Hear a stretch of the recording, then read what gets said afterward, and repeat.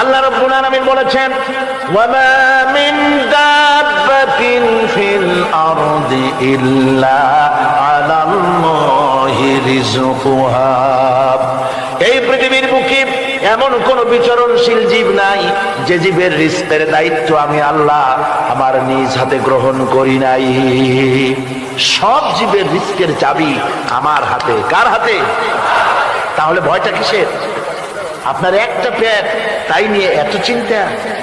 অথচ এই পৃথিবীতে আল্লাহ পাক বলেন অসংখ্য প্রাণী আছে যাদের কোনো সঞ্চয় নাই। শকুন, শকুনের মরা গরু অনেকগুলি ব্যাংকে জমা আছে নাকি? কবে কোথায় একটা মরা গরু পাইছে আর খোঁজ নাই, খবর নাই। ওগুলা কি না খাইয়া মরতে দেখছেন রাস্তায় পথে ঘাটে? সুবহানাল্লাহ। অসংখ্য প্রাণী এভাবে দুনিয়া আছে। আল্লাহ রাব্বুল আলামিন বলেন যাদের কোনো সঞ্চয় নাই, যারা কোনো সঞ্চয় করে না, এ ধরনের সাপগুলি, শিয়ালগুলি, বাঘগুলি, পাখিগুলি, জলচর প্রাণী, স্থলচর প্রাণী আর অন্তরিক্ষে মহাশূন্যে উড়ে বেড়ায় যে সব প্রাণী, এ ধরনের শত সহস্র কোটি কোটি প্রাণী, তারা সকাল বেলায় খালি পেট নিয়ে বেরিয়ে যায়। খালি পেট নিয়ে সকাল বেলায় বেরিয়ে গেল, আবার সন্ধ্যায় যখন বাসায় ফেরে সমস্ত প্রাণীগুলির পেট আল্লাহ রাব্বুল আলামিন ভরে দেন। সুবহানাল্লাহ। একটা প্রাণীও খালি পেটে বাড়ি ফেরে না। সুবহানাল্লাহ, সুবহানাল্লাহ। অথচ তাদের কিন্তু জন্ম নিয়ন্ত্রণের ব্যবস্থাও নাই। জঙ্গলে যত প্রাণী আছে তারা কি কোনদিন মিছিল করে এসে বলেছে বাংলাদেশ সরকার আমাদের জঙ্গলের মধ্যে কোনো খোঁজ খবরটা আপনারা রাখেন না, এখানে বাচ্চা কাচ্চা বেশি হইতেছে আর খাওয়াইতে পারি না, এবার কিছু পরিবার পরিকল্পনার ওষুধপত্র পাঠান? কোনদিন বলেছে? বলে নাই, বলবেও না। কে খাওয়ায়? আল্লাহ পাক খাওয়ায়। আল্লাহ পাক খাওয়ায়। সুতরাং আল্লাহ রাব্বুল আলামিন রিজকের মালিক, একথা বিশ্বাস করতে হবে। সেই বিশ্বাসের অর্থ এই নয় যে আপনি চুপ করে বসে থাকবেন আর ফেরেশতারা রান্না করে আপনারে রূপচাঁদা মাছ খাওয়াই দিয়ে যাবে, এরকম বিশ্বাস করতে হবে, কাজ করতে হবে। এর ফলে আল্লাহ রাব্বুল আলামিন রিজকের ব্যবস্থা করবেন। ঈমান আনার পর প্রথম যে কোয়ালিটিটা হবে সেই কোয়ালিটি হচ্ছে পার্সোনালিটি, আত্মসম্ভ্রম, আত্মমর্যাদা। দুনিয়ায় কারো সামনে মাথা সে নত করবে না, মাথা নত করবে কেবলমাত্র আল্লাহর কাছে। সে বিশ্বাস করবে খাইরিহি ওয়া শাররিহি মিনাল্লাহি তাআলা, ভালো মন্দ সব কার কাছ থেকে হয়? আল্লাহর কাছ থেকে হয়। সে কিছুতেই বিশ্বাস করবে না যে কোনো মাজারের কাছে গেলে, কবরের কাছে গেলে আমার তকদির পাল্টে যাবে, কোনো মোমেন তা বিশ্বাস করবে না। কথা বুঝতে পেরেছে? ভালো করার মন্দ করার সত্তা মালিক আল্লাহ সুবহানাহু ওয়া তাআলা। এরপরে দুই নম্বরের যে কোয়ালিটি সৃষ্টি হবে মুমিনের মধ্যে ঈমান আনার পর, সে গুণটা হচ্ছে সে বিনয়ী হবে। বিনয়, বিনম্রতা আর এক বৈশিষ্ট্য। বিনয় এবং বিনম্রতার বৈশিষ্ট্য হবে।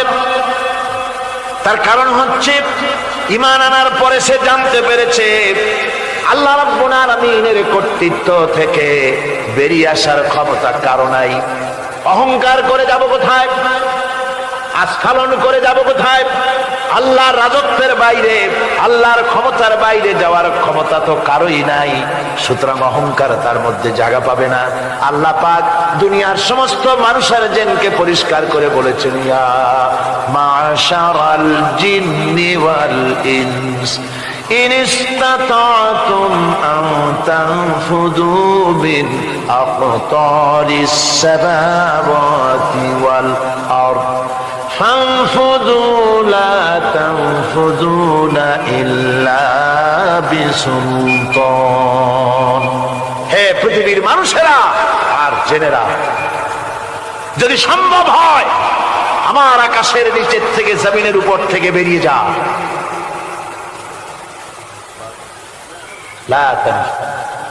বেরিয়ে যেতে পারবে না। আমি আকাশ এবং জমিন থেকে যদি সম্ভব করতে পারো বেরিয়ে যা। আর যদি কোনো আকাশ থাকে তার নিচে যা, আর যদি কোনো জমিন থাকে তার উপরে যাও। এমন দেশ যদি পাও যেখানে আমার আলো ছাড়া কোনো আলো আছে, আমার বাতাস ছাড়া কোনো বাতাস আছে, আমার চাঁদ সূর্য ছাড়া কোনো চাঁদ সূর্য আছে, যাও সেখানে। আল্লাহ রাব্বুল আলামিন বলেন নাই এরকম যাওয়ার কোনো উপায় নাই।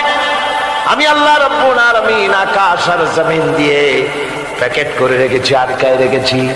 আমার রাজত্ব থেকে, আমার ক্ষমতা থেকে, আমার কর্তৃত্ব থেকে বেরিয়ে যাওয়ার ক্ষমতা কোনো মানুষের নাই, কোনো জেনের নাই, কোনো প্রাণীর নাই। সুবহানাল্লাহ। মানুষ হচ্ছে অহংকার কিসের হবে? তোমরা হচ্ছ ফকির।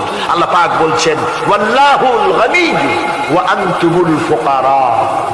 আল্লাহ হচ্ছেন গনি। আল্লাহ কি? গনি, বেনিয়াজ, বেপরোয়া। ফাআলুন লিমা ইউরিদ, যা খুশি তাই করে, কারো মুখাপেক্ষী তিনি নন। কোরআনে কারীমে রব্বুল আলামিন বলেছেন নবী আপনি আমার ব্যাপারে, আমার গুণাবলীর ব্যাপারে বলুন। কুল হুয়াল্লাহু আহাদ, পড়েন সবাই। কুল হুয়াল্লাহু আহাদ আল্লাহুস সামাদ লাম ইয়ালিদ ওয়া লাম ইউলাদ ওয়া লাম ইয়াকুল লাহু কুফুয়ান আহাদ। আল্লাহ পাক বলেন বান্দারে, ও আমার নবী আপনি বলুন আল্লাহ পাক এক এবং একক, তিনি নিরঙ্কুশ, তিনি বেনিয়াস, তিনি কারো মুখাপেক্ষী নন, তিনি কাউকে জন্ম দেন নাই, তাকেও কেউ জন্ম দেয়নি। আকাশ এবং জমিনে আল্লাহর সমকক্ষ কেউ নাই। তোমরা হচ্ছ ফকির আর আমি আল্লাহ হচ্ছি বেনিয়াজ। লিল্লাহি মা ফিস সামাওয়াতি ওয়া মা ফিল আরদ, আকাশে যা আছে জমিনে যা আছে সব আল্লাহ। সব কার? আল্লাহ পাকের। সুতরাং কিসের অহংকার, কিসের মাতবাড়ি? মানুষ পেছনের কথা ভুলে যায়, মুঠেই চিন্তা করে না। একটু আগে যারা ক্ষমতায় ছিল আজকে তারা ক্ষমতা হারা, আজকে যারা ক্ষমতায় এলো তারা আবার ক্ষমতা মস্তদে বসে দুনিয়ার সব বিপদ আপদ ভুলে যায়। কি করে আরো বেশি লুটপাট করা যায়, আরো বেশি মানুষকে শোষণ করা যায়, মানুষ এই চিন্তাই করে। অহংকারে, ক্ষমতার দর্পে ফেটে পড়ে, চিন্তা করে না পেছনের কথা। আল্লাহ রাব্বুল আলামিন বলেন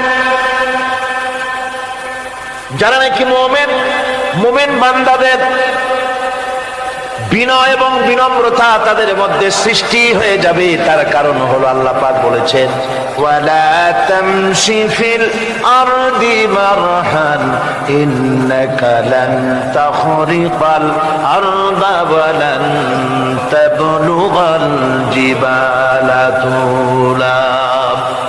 ওয়ালা তামশি ফিল আরদি মারহান, আমার জমিনের উপরে অহংকার করে পা ফেলো না। তুমি কি পারবে অহংকার করে আমার জমিনটাকে বাটাই দিতে? কি বলেন, পারা যাবে?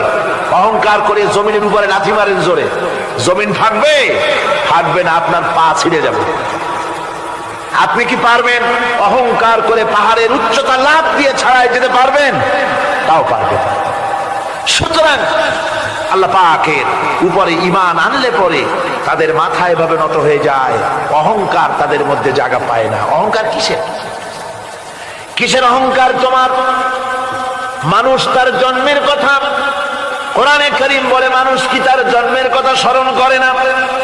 তোমার তো এমন অবস্থা ছিল দুনিয়ায় উল্লেখযোগ্য বিষয়বস্তু হিসাবে তুমি পরিগণিত ছিলে না। তুমি হচ্ছ, তোমার জন্মের উৎস কথা হচ্ছে এক ফোঁটা নাপাক পানি, এমন নাপাক পানি যা শরীর থেকে নির্গত হলে পরে গোসল করা ওয়াজিব হয়ে যায়। এমন এক ফোঁটা নাপাক পানি যার জন্মের উৎস, তার আবার অহংকার কিসের? পৃথিবীতে অহংকার যারাই করলো আল্লাহ পাক তাদেরকে ভালো করে দেখায় দিলেন। নমরুদকে দেখায়ছেন, ফেরাউনকে দেখায়ছেন, যুগের ছোট ছোট নমরুদ ফেরাউন যেখানে যেখানে খুঁজে খুঁজে ফেরাউন হয়েছে আল্লাহ সকলকেই দেখিয়ে দিয়েছেন। দেন নাই? দেখিয়ে দিয়েছেন। সুতরাং মাথা নিচু করে চলতে হবে, বিদ্যার বড়াই করা চলবে না। কত লেখাপড়া করেছো তুমি? এমএ পাস করেছো, তাতে কি হয়েছে? সবেমাত্র বর্ণবোধ পড়েছো, জ্ঞানের রাজ্যে পা ঢুকিয়েছো, এখনো কিছু শেখনি। টাইটেল পাস করেছো তো কি হয়েছে? কদ্দুর শিখেছো? নিউটনের মতো মানুষ মৃত্যুর সময় বললেন, জ্ঞান সমুদ্রের বেলাভূমিতে দাঁড়িয়ে সামান্য বালু কণা নিয়ে নাড়াচাড়া করলাম, অথই সমুদ্রের কিছুই দেখতে পারলাম না। শেখ সাবির রহমতুল্লাহ আলাইহি ইন্তেকালের সময় বলেছেন, মালুম শোধ কি হিচ মালুম না শোধ, সারা জীবন সাধনা করে বুঝিলাম ইহা যে কিছুই বুঝিলাম না। এগুলি হচ্ছে জ্ঞানীদের কথা। আর কোন রকম ইউনিভার্সিটির বারান্দা দিয়ে 3-4 দিন হাঁটছে, কয় যে সব বুঝি। কি বুঝছো? কয় দেয়ার ইজ নো গড, স্রষ্টা বলতে কেউ নেই। পাগল কি এর কাছে ধরে মিয়া? সুতরাং বিদ্যার বড়াই চলবে না, স্বাস্থ্যের বড়াই চলবে না, অর্থের বড়াই চলবে না। অর্থের বড়াই করবে, কত অর্থ তোমার হয়েছে, আল্লাহ যদি ইচ্ছে করেন ব্রেনের মধ্যে, মগজের মধ্যে এমন টিউমার করে দিবেন, মগজের মধ্যে এমন ক্যান্সার করে দেবেন, হার্টের ভিতরে এমন ক্যান্সার লাগায় দিবেন, 14 গোষ্ঠী বিক্রি করলে ঔষধের পয়সা হবে না। পারবে কিনা আল্লাহ কর, জোরে বলবেন পারবেন কিনা? এমন বহুত অসুখ আছে ডাক্তাররা বোঝেই না ঔষধ দেবে কি রোগ, ডাক্তাররাই বোঝেন। এগুলি ইংল্যান্ড এবং আমেরিকায় যখন যাই, সেখানে বহুত লোক দোয়া নিতে আসে, কয় যে হুজুর দোয়া করেন, দীর্ঘদিন পর্যন্ত রোগে ভুগতেছি। কি রোগ? অমুক রোগ। তাই এখানে এত মডার্ন মেডিকেল সায়েন্স এত উন্নত হয়েছে, ডাক্তাররা কি কয়? কয় ডাক্তাররা ব্লাড, স্টুল, ইউরিন, কুশিশুদ্ধা টেস্ট করিয়া কয় যে বুঝি না কি হয়েছে। সুতরাং মুমিন বান্দা যারা আল্লাহর দ্বীনকে কবুল করবে, কালেমা পড়বে, তার অন্যতম একটি কোয়ালিটি হচ্ছে সে বিনয়ী, বিনম্র হবে। সুবহানাল্লাহ পড়ে। অহংকার তার মধ্যে জায়গা পাবে না। হাদিসে কুদসির ভিতরে এসেছে, আল্লাহ পাক বলেন, অহংকার হচ্ছে আমার ইজার, আমার চাদর স্বরূপ। যে ব্যক্তি অহংকার করে সেজন্য আমি আল্লাহ চাদর নিয়ে টানাটানি করে। নাউযুবিল্লাহি মিন যালিক। এরপরে মুমিন ব্যক্তি কলেমা পড়ার পর, ঈমান আনার পরে যে কোয়ালিটি হওয়া উচিত, আল্লাহর পরে ঈমান আনলে পরে যে কোয়ালিটি হওয়া দরকার, সেটা হচ্ছে তার মধ্যে বীরত্ব এবং নির্ভীকতা আসবে। সে ব্যক্তি নির্ভীক হবে, মৃত্যুর ভয় পাবে না, মৃত্যুর ভয় পাবে না। তার কারণ হলো মুমিন ব্যক্তি ঈমান আনার পরে জানতে পেরেছে যে মৃত্যু থেকে পালাবার উপায় কোনো প্রাণীর নাই। আছে নাকি? মৃত্যু থেকে পালানো যাবে? মৃত্যু থেকে পালানো যাবে না। মুমিন এই জন্য ভয় পাবে না। এই জন্য মুমিন জীবনে একবার মরে, মুমিন সবসময় বীর পুরুষ হয়। মুমিন কি হয়?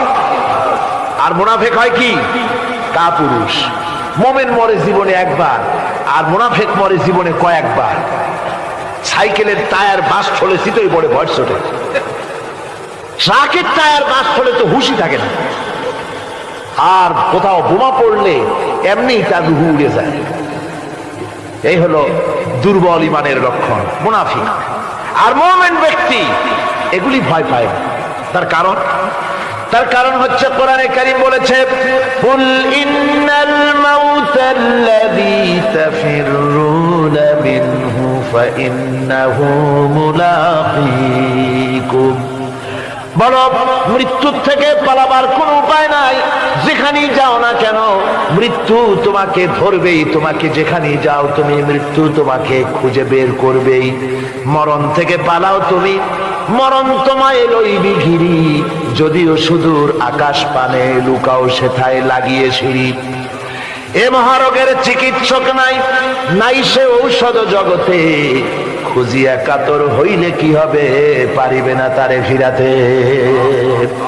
যেখানেই যাও পালাবার উপায় নাই, মৃত্যু তোমাকে ধরবেই। এই মৃত্যুর কাছ থেকে পালাবার পথ যখন নাই, তখন ক্ষণস্থায়ী জীবনের মায়া করে হকের রাস্তা থেকে বিরত থাকার কোনো অর্থ হয় না, বরং এই রাস্তায় যদি জীবন দেওয়া যায় সে জীবন, সে মৃত্যু মৃত্যু নয়, সেটার নাম জীবন। সেটার নাম কি? জীবন। আরে জীবন তো আল্লাহ কিনে নিয়েছেন। আমাদের জীবন কে কিনে নিয়েছেন?